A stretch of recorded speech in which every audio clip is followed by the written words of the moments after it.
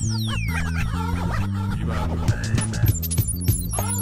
み出した分だけ打ち気づいたなら我を忘れリングに加われ To be or not to be 悩むならやれお気に召すままどうぞそのまま渡り歩く今夜も And I saw you once more リボンのドレスでお待ち合わせ派手なクラブ派手なクラブで回り回ってたどり着いたいつものフローいつものメンバー Remember お決まりの合言葉 Listen to Et salut à tous les amis, c'est Monkey D. Magic. Aujourd'hui c'est une vidéo spéciale, du coup tous les samedis vous aurez une vidéo comme ça de Monkey Shonen React. Je vais réagir à plusieurs chapitres de différents mangas shonen ou autres, hein, on verra bien. Pour l'instant je me consacre énormément sur Dadan, j'arrive pas à le prononcer. D'ailleurs c'est grâce à Otakute que j'ai pu enfin découvrir ce manga. Je vous conseille d'aller suivre sa chaîne, il fait l'actualité du manga et ensuite il fait aussi le classement du Shonen Jump. Vous allez comprendre un peu comment le Shonen Jump fonctionne au Japon et donc ça c'est vraiment cool, ça fait des années que je le suis et ce mec est juste formidable. Les amis, allez soutenir sa chaîne, donnez-lui de la force, c'est vraiment incroyable ce qu'il fait. Pour revenir à cette tuerie monumentale qui est Dadan, je n'arrive pas à le prononcer, hein. Je vous le dis tout de suite, ce manga, quand il va sortir en anime, ça va être une tuerie, une dinguerie. Adem, tu peux screenshot ça si tu veux. Screenshot bien ça, Adem, tu verras. Screenshot ma voix et tu verras par la suite, c'est complètement... Wouh! Quand vous allez commencer les scans, d'ailleurs disponibles sur Scantrad, on remercie aussi Scantrad pour leur travail. Franchement, Scantrad c'est la famille. Donc là pour l'instant il y a 30 chapitres. Nous on va réagir, je vais vous expliquer un peu ce que c'est que Dadan et on va réagir sur le chapitre 30.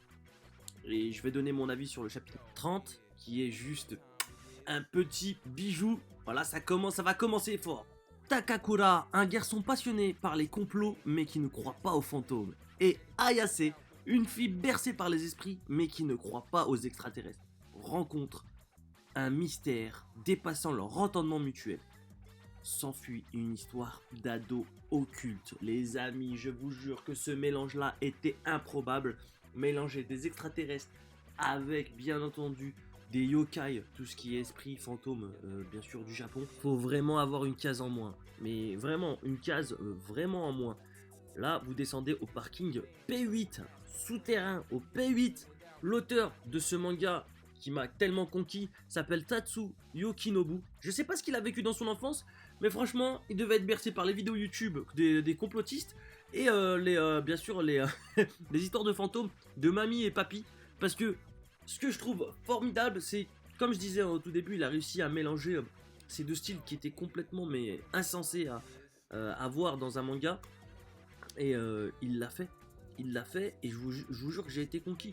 Pour l'instant, il y a 2 volumes en cours, 30 chapitres. Je vous conseille fortement d'aller les lire. Vous allez passer dans une autre dimension, vous allez dire putain, quelque chose de frais dans le genre shonen. Puisque quand même c'est un genre un peu adolescent, teenager, mais c'est le shonen quoi, c'est totalement ça. On est en plein dedans.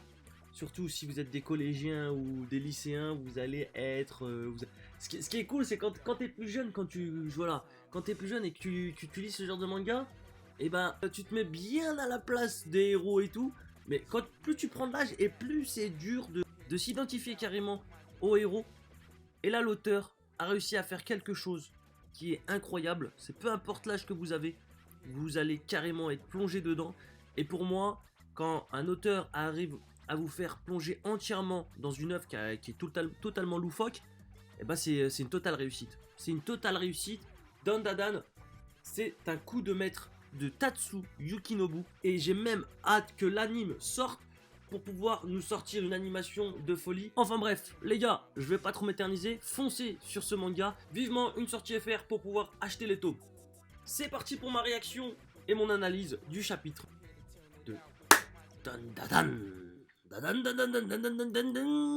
Donc le chapitre commence fort avec la course-poursuite, hein, on continue par rapport au chapitre 29. Et donc du coup, avec ce mannequin, on ne sait pas s'il est possédé par un yokai ou on ne sait pas si c'est un coup des extraterrestres. C'est ça qui est trop bien, l'ambiguïté qu'il y a dans ce l'ambiguïté qu'il y a dans ce manga, elle est géniale. On ne sait jamais si c'est un coup des extraterrestres ou un coup des yokai. Mais on sait une chose est sûre, c'est qu'il y a la fameuse Kintama, complot-nous. Et on sait que, à mon avis, il va se passer quelque chose avec ce fameux mannequin qui court dans tous les sens. Une chose est sûre, c'est que quand on voit la course-poursuite, j'ai l'impression que c'est plus. Moi, pour moi, comment dire, j'opterais plus pour une malédiction. Du genre, peut-être que c'était vraiment des personnes et qu'elles se sont retrouvées genre en mannequin, en ordi. On ordi un peu les mannequins, vous savez qu'il y a dans les classes de sciences avec les muscles pour détailler des trucs comme ça. Enfin bref, je peux me tromper. Mais parce qu'à un moment, il se fait totalement renverser. Et après, bah, les organes, tout le truc, tout se détache. Et d'un coup, t'as l'impression que tout revient, donc il y a une sorte de malédiction. Et c'est là peut-être que je vais carrément me gourer. C'est peut-être pas une malédiction, ou c'est peut-être un coup d'extraterrestre, je ne sais pas. Mais voilà, c'est à mon avis, ça doit être la boule qui doit faire ça, la fameuse Kintama. Et je pense que par la suite, on aura Ayase qui va les aider, puisqu'elle récupère son cœur, le cœur du fameux mannequin, hein, et qui s'ensuit, et dès qu'ils arrivent à la décharge, et ben là on voit la stupéfaction directement, on voit un autre mannequin mais féminin, donc ça rappelle un peu l'histoire d'amour qu'il y a entre les deux, et j'ai l'impression qu'ils sont séparés, et quand elle lui dit ouais pourquoi tu es venu, on est deux mondes différents. Donc là ça attise réellement ma curiosité, j'ai aucune idée de ce qui va se passer par la suite. Alors est-ce que c'est les deux étaient dans est-ce que les deux étaient à côté dans la même classe scientifique, ou alors c'est complètement rien à voir.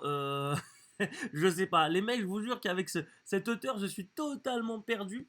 Une chose est sûre, c'est que j'ai bien aimé le fait qu'il y a des bandages autour d'elle. En fait, ces fameux bandages, je me demande ce que c'est. Est-ce que quelqu'un l'a soigné? Pourquoi elle a fini à la décharge? Et je me demande pourquoi lui, il est debout comme ça, quoi. En fait, il y a tellement de questions dans le chapitre, il faut vraiment la suite pour comprendre. Sachant que quand il va récupérer cette fameuse boule dorée, sa fameuse boule dorée, il aura enfin ces deux boules dorées. Et à ce moment-là, est-ce qu'il va pouvoir enfin contrôler les pouvoirs de Mamie Turbo, et ça va être un power-up par la suite? Mais moi, je pense que là, pour que le manga puisse continuer, parce que là, on a enchaîné vraiment plusieurs petites histoires différentes dans le manga.